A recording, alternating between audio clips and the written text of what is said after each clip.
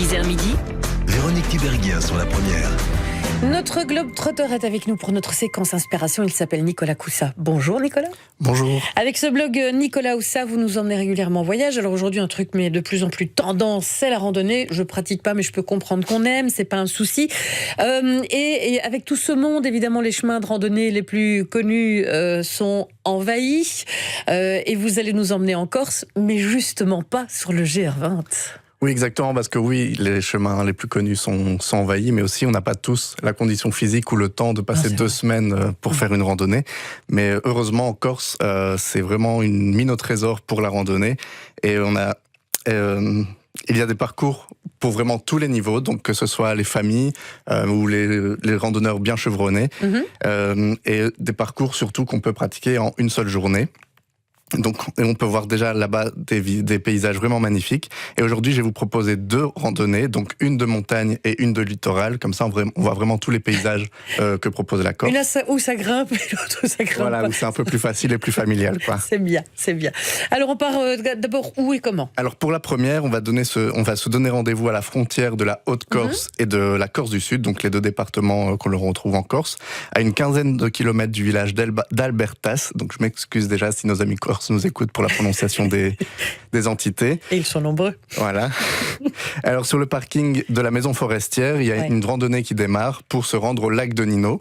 Ce lac, on en avait beaucoup parlé parce qu'il est très connu en Corse pour ses pozzines. Oui. Donc, les pozzines, c'est vraiment typique des montagnes corses. Ce sont des sortes de puits remplis d'eau qui sont entourés de pelouse en herbe assez épaisse. Voilà, on dirait un peu de la mousse.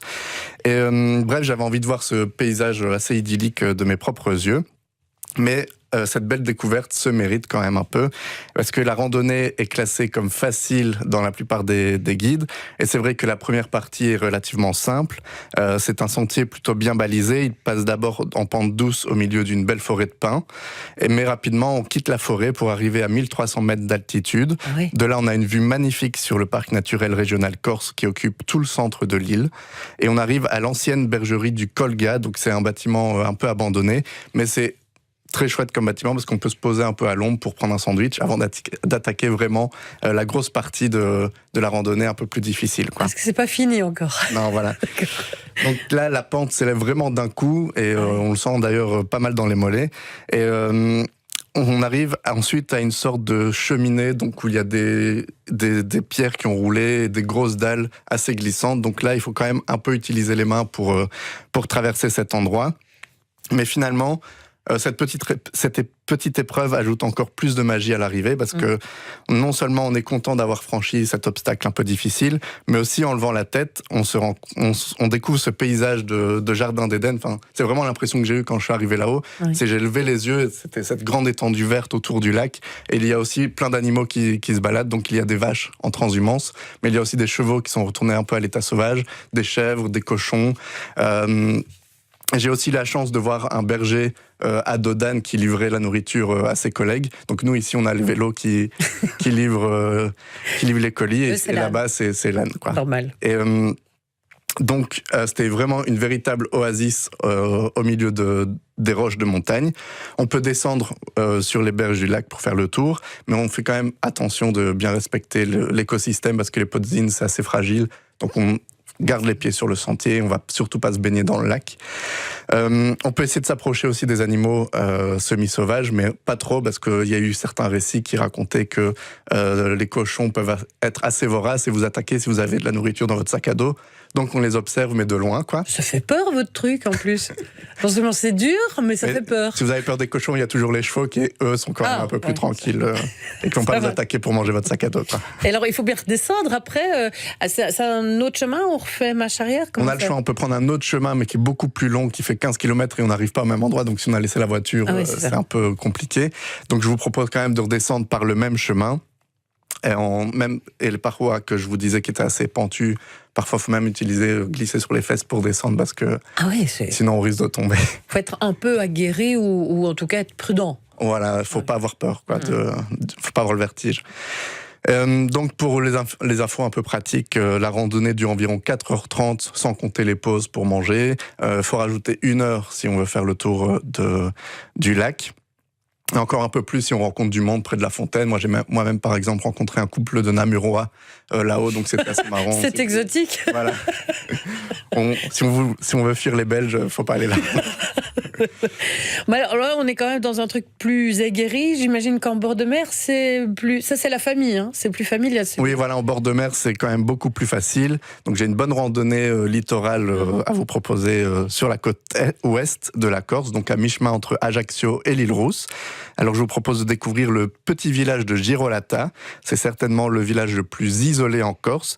Il se situe au beau milieu de la réserve naturelle de la Scandola. Donc c'est une grande réserve marine et terrestre qui renferme de nombreuses espèces de plantes, d'oiseaux, de poissons et de mammifères marins. Et pour protéger un peu cette richesse naturelle, on a décidé de ne construire aucune route pour relier ce village. Donc ce village est accessible uniquement par bateau ou à pied. Et pour y accéder par la route, enfin par le petit chemin de sentier, il faut environ 1h30. Oh, ça va, c'est faisable. Voilà, le village compte une quinzaine d'habitants à l'année. Et ces gens doivent bien recevoir leur courrier, leur colis. Donc il y a un facteur qui s'appelle Guy, qui pendant 20 ans a parcouru ce sentier. Donc c'est pour ça que le sentier a été rebaptisé le chemin du facteur. Et lui, il le faisait en 45 minutes, alors que normalement, il faut 1h30 pour le faire. Et il l'a fait pendant 20 ans, jusqu'à sa retraite en 2006. Oui, c'est ça. Oui, ok, ça va. Mais il est habitué, lui. Oui, voilà. Voilà, hein. Et quand il devait livrer des plus gros colis, il s'accompagnait d'un âne pour mettre les colis sur le dos. Facile. Alors, c'est sur les traces de Guy, le facteur, que je vous propose de nous rendre. Donc le point de départ se fait depuis le parking du col de la Croix. C'est un sentier assez bien balisé, donc il faut suivre les flèches sentier du facteur. Et cette fois, comme je vous l'ai dit, c'est vraiment une randonnée facile et familiale, sans aucune réelle difficulté, à part qu'il faut un peu éviter les journées de grande chaleur, parce que c'est pas très ombragé, donc il faut prendre beaucoup d'eau et ne pas aller trop dans l'après-midi, aller plus tôt le matin, quoi. Alors la première partie descend vers une grande plage. Si vous avez un peu de chance, encore un peu de zoologie, vous pouvez croiser quelques sangliers corses qui viennent se rafraîchir dans les eaux de la plage. Puis on remonte un peu pour surplomber tout le golfe et la réserve de la Scandola. Donc c'est vraiment un paysage magnifique. On a l'impression d'être dans les îles aux Caraïbes. D'ailleurs, il y a pas mal de petites criques avec de l'eau claire et du sable blanc, de l'eau assez chaude. Donc je vous conseille vraiment d'aller piquer une petite tête si l'envie vous en dit. Ouais. Et là, après, on arrive au village de Girolata, par la plage. Et en fonction de la saison, l'expérience peut être complètement différente. Donc, en plein été, c'est assez quand même fréquenté parce qu'il y a tous les plaisanciers qui viennent se poser leur bateau sur le port et qui viennent après se sustenter dans les restaurants du village. Mais en plein hiver, c'est vraiment tranquille. Il y a vraiment que les 15 habitants qui sont là. Et vous pouvez même faire une petite retraite en vous logeant une nuit dans une auberge. Il y a un camping aussi. Et il y a même aussi une chambre d'hôte sur un voilier. Donc, c'est vraiment une expérience assez originale pour dormir sur l'eau, quoi. Sympa d'en découvrir. Voilà, découvrir. Et pour le retour, pareil, on reprend le même chemin pour retrouver sa voiture. Et si on n'a pas envie de trop marcher, on peut aussi revenir par bateau en s'adressant à la capitainerie. Ouais, parce que 1h30, c'est si on rencontre pas les cochons, voilà. Si on va pas se baigner, si on vous reste n'allez pas au resto. manger. Sinon, c'est une bonne journée. Mais c'est une journée bien remplie. Voilà qui nous change effectivement du GR20 dont on nous parle tout le temps en Corse et qui nous donnera d'autres occasions. Je vous propose de redécouvrir évidemment les trajets que vous avez mis aussi sur votre blog. Nicolas Coussa, point d'interrogation, c'est le blog de Nicolas Coussa. Merci Nicolas. Merci. À bientôt.